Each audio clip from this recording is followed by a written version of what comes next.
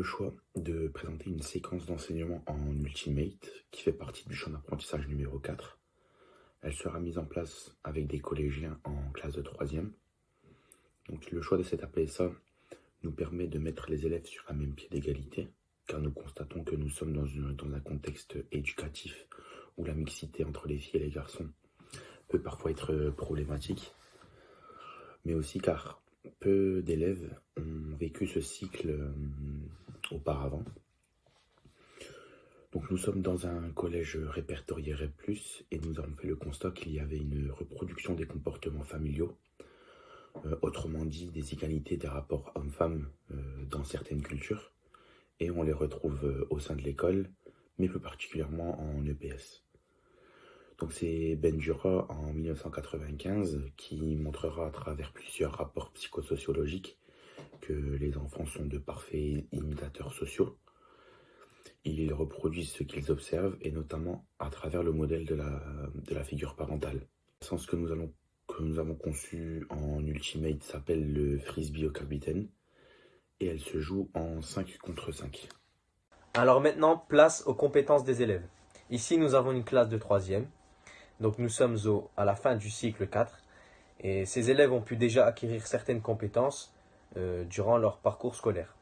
Par exemple, respecter des règles au sein d'un fonctionnement collectif, ou encore exprimer ses émotions de manière adaptée à une situation. Ici, dans cette situation d'apprentissage, nous allons viser une compétence qui est de se mettre au service de l'autre pour lui permettre de progresser. Durant cette leçon, donc, d'abord, il faut préciser que cette leçon se trouve, on va dire, au milieu de séquence. Nous allons fonctionner sur des périodes de 6 minutes par match et que les élèves vont tourner 3 fois. Alors, moi, je vais vous parler de la présentation approfondie de la situation d'apprentissage. Donc, le nom de notre situation, c'est le frisbee au capitaine.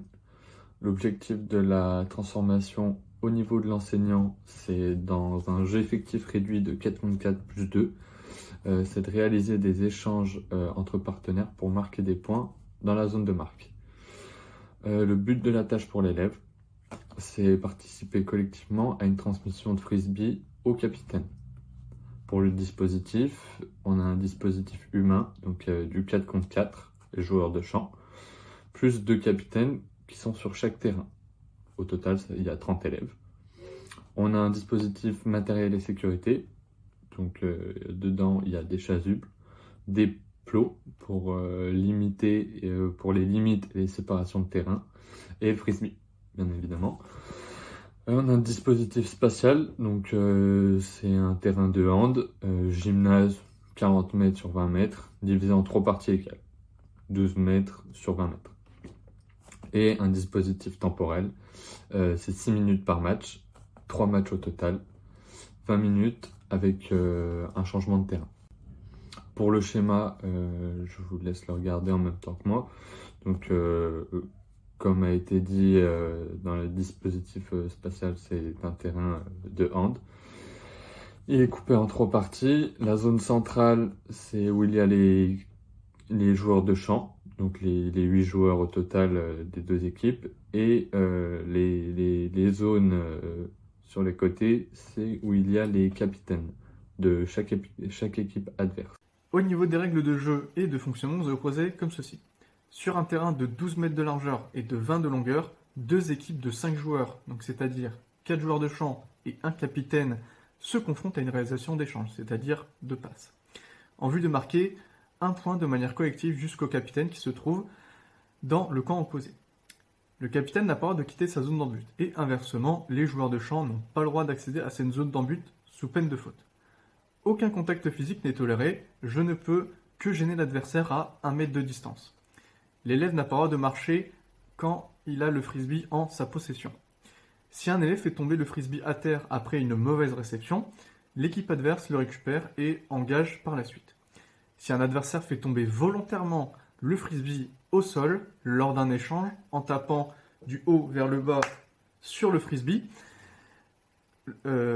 l'équipe adverse peut réengager.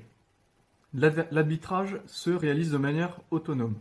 Ce sont aux élèves d'arbitrer eux-mêmes la rencontre dans le respect des joueurs, des règles et du fair play. Dans cette séance, nous allons donner 3 consignes. La première étant Chaque élève de l'équipe doit toucher au moins une fois le frisbee afin de marquer le point. La deuxième, pour transmettre l'engin au capitaine, je dois obligatoirement lui lancer le frisbee. Je n'ai pas le droit de lui donner main à main. Et la troisième, toutes les 2 minutes, le rôle de capitaine change. Moi, je vais vous parler des contenus d'enseignement visés tout d'abord.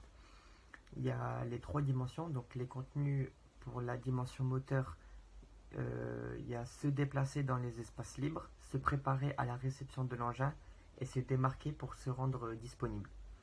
Pour la dimension informationnelle, il y a repérer du coup les espaces libres, la lecture de trajectoire de l'engin, et pour les dimensions sociales et relationnelles, communiquer oralement pour progresser vers l'avant et attribuer des statuts porteur de frisbee, non porteur de frisbee, défenseur. Pour les critères de réussite, il y a marqué un minimum de 3 points au cours de la rencontre et le point sera marqué si le capitaine réceptionne le frisbee sans le faire tomber au sol à l'intérieur de la zone. Afin d'optimiser notre situation d'apprentissage, nous avons mis en place des variables didactiques pour complexifier ou simplifier. Pour simplifier, on autorise par exemple 3 pas après avoir reçu le frisbee ou réaliser uniquement des échanges en revers. Pour complexifier, on interdit soit des passes lobées ou soit on interdit 2 passes consécutives à la personne du même sexe. Donc ça oblige aux garçons de jouer avec les filles et inversement les filles avec les garçons. Concernant la justification des choix au regard de la thématique éducative qui est la mixité filles-garçons, nous avons choisi de faire participer l'ensemble des élèves, quel que soit leur sexe, afin d'appuyer sur la notion de collectif au sein d'une même classe, où des différends sociaux peuvent perturber le fonctionnement du groupe. Pour pallier à cela, nous décidons de travailler du coup sur une dynamique de groupe à travers cette situation d'apprentissage.